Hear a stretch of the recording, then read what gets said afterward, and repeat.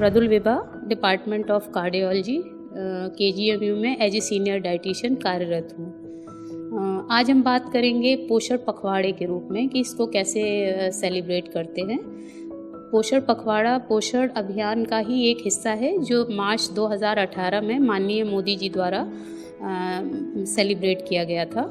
इसी का ये 5वां पोषण पखवाड़ा है जिसकी थीम है हेल्थ फॉर ऑल, पोषण सभी के लिए। तो हम शुरुआत करेंगे बच्चों से। इसमें आंगनवाड़ी को भी लिया गया है कि जो बच्चे हैं उनसे कैसे पोषण की शुरुआत की जाए, क्योंकि आजकल देखिए ज़्यादातर बच्चे जंक फूड के आदी हो चुके हैं। तो उसमें बहुत सारी कुपोषण रहता है, जैसे क्वाशरकोर है, मेरिस्मस जैसी बीमारियां हैं जो बहुत सारे पोषक तत्वों की कमी की वजह से होती हैं। तो उसमें हम बच्चों को, और ये साल भी इंटरनेशनल ईयर ऑफ मिलेट्स के रूप में सेलिब्रेट किया जा रहा है, तो हम कोशिश करें कि बच्चों की डाइट में हम किसी तरह ये मोटा अनाज शामिल करें। तो अगर आप चाहें कि उनको नॉर्मल खाने के रूप में मोटा अनाज दिया जाए तो शायद पॉसिबल नहीं होगा। तो सबसे अच्छा है कि उनको चीला है या पिज़्ज़ा के रूप में, या फिर और भी बहुत सारी रेसिपीज़ है उस तरह उनके डाइट में शामिल किया जाए, और जिससे कि बच्चे इंटरेस्ट लेके उसको खाएं भी और कुपोषण से दूर भी रहें। दूसरा है, अगर मैं बात करूंगी तो महिलाओं की, तो जो गर्भवती महिलाएं हैं या फिर स्तनपान कराने वाली महिलाएं हैं, उनमें भी देखिए बहुत कुपोषण देखा जाता है पोषक तत्वों की कमी की वजह से, क्योंकि उनकी भी डाइट उस तरह नहीं होती जिस तरह होनी चाहिए। तो ब्रेकफास्ट सबसे महत्वपूर्ण मील है दिन का। गर्भवती महिलाएं और स्तनपान कराने वाली महिलाओं से मैं ये कहूँगी कि ब्रेकफास्ट को स्किप ना करें। और ब्रेकफास्ट का मतलब है कि एक हेल्दी ब्रेकफास्ट जिसमें फाइबर और प्रोटीन की मात्रा अच्छी मात्रा में होनी चाहिए। तो सबसे अच्छा है कि मिलेट्स, मोटा अनाज को शामिल करें अपनी ब्रेकफास्ट में।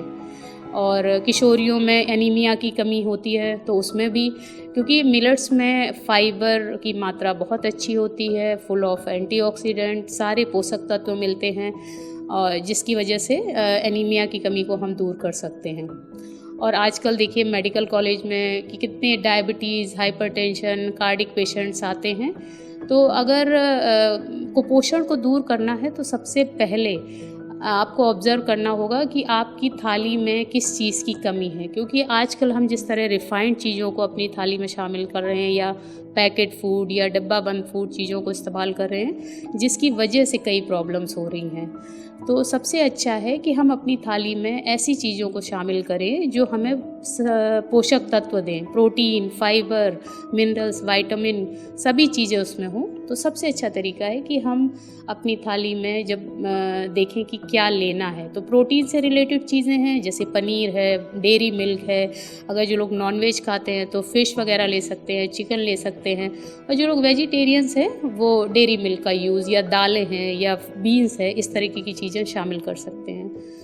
अब आ गया कि अगर किसी को कार्डिक प्रॉब्लम है तो क्या कर सकते हैं, लिपिड प्रोफाइल बड़ा है, तो वही मैं कहूँगी कि मिलेट्स को शामिल करें अपनी डाइट में, क्योंकि जितना भी आप रिफ़ाइंड चीज़ें लेंगे तो आपकी प्रॉब्लम बढ़ती रहेगी, और अगर आप मिलेट से रिलेटेड चीज़ें लेंगे तो बहुत सारी प्रॉब्लम को सॉल्व कर सकते हैं।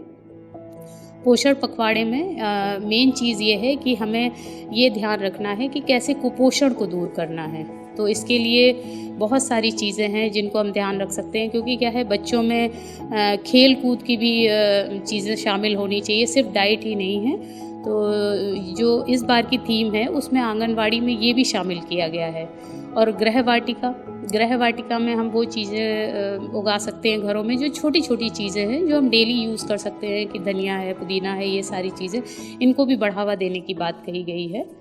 और मेन चीज़ ये है कि अब हम अगर अपनी डाइट में सही चीज़ों का इस्तेमाल करेंगे, सही तरीके से उसको लेंगे, तो हम बहुत हद तक कुपोषण को दूर कर सकते हैं।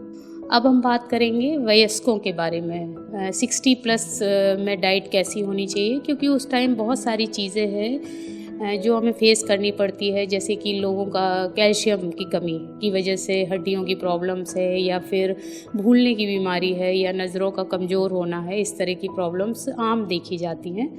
तो हमें ध्यान रखना चाहिए कि उस टाइम मेटाबॉलिज्म भी बहुत स्लो हो जाता है। इस वजह से हमें कुछ चीज़ों का ध्यान रखना चाहिए, क्योंकि जैसे उनको सीजनल फ्रूट्स हैं या वेजिटेबल्स हैं उनकी डाइट में ज़रूर शामिल करनी चाहिए। और हेल्दी फैट जैसे कि ड्राई फ्रूट्स वगैरह हैं वो भी हम शामिल कर सकते हैं। फ्रेश फ्रूट हैं, सीजनल फ्रेश फ्रूट उनकी डाइट में देना चाहिए। और उनको जो भी आप खाने में दे रहे हैं देखें कि उसमें फ़ाइबर की मात्रा सही होना चाहिए, क्योंकि क्या है अक्सर देखा गया है कि इस एज में कॉन्स्टिपेशन की प्रॉब्लम या गैस्ट्रिक प्रॉब्लम बहुत ज़्यादा देखी जाती है। तो अगर उनकी डाइट सही होगी तो एक तरह से इस प्रॉब्लम को हम सॉल्व कर सकते हैं। तो इसलिए ध्यान रखिएगा कि जो 60 प्लस में जो भी डाइट आप दे रहे हैं उनको एक नीचे हल्की डाइट होनी चाहिए उनकी। तो उसमें आप सत्तू भी यूज़ कर सकते हैं, क्योंकि सत्तू में बहुत सारा फाइबर और प्रोटीन होता है जो कॉन्स्टिपेशन के लिए कॉन्स्टिपेशन को दूर करने के में हेल्प करता है।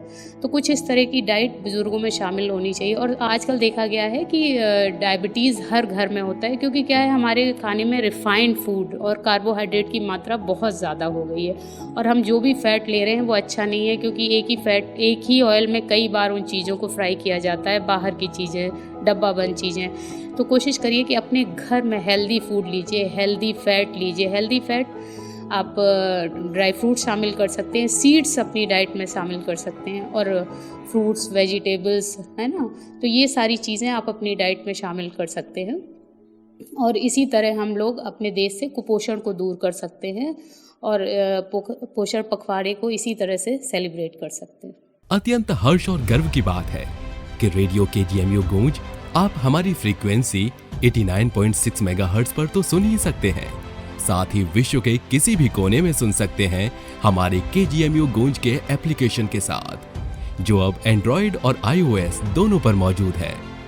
एंड्रॉइड यूजर्स हमारे एप्लीकेशन को डाउनलोड करने के लिए प्ले स्टोर पर और iOS यूजर्स ऐप स्टोर पर जाकर टाइप करें KGMU गूंज और डाउनलोड करें जानकारी और मनोरंजन से भरपूर हम सबका अपना रेडियो स्टेशन, रेडियो KGMU गूंज 89.6 FM। Radio KGMU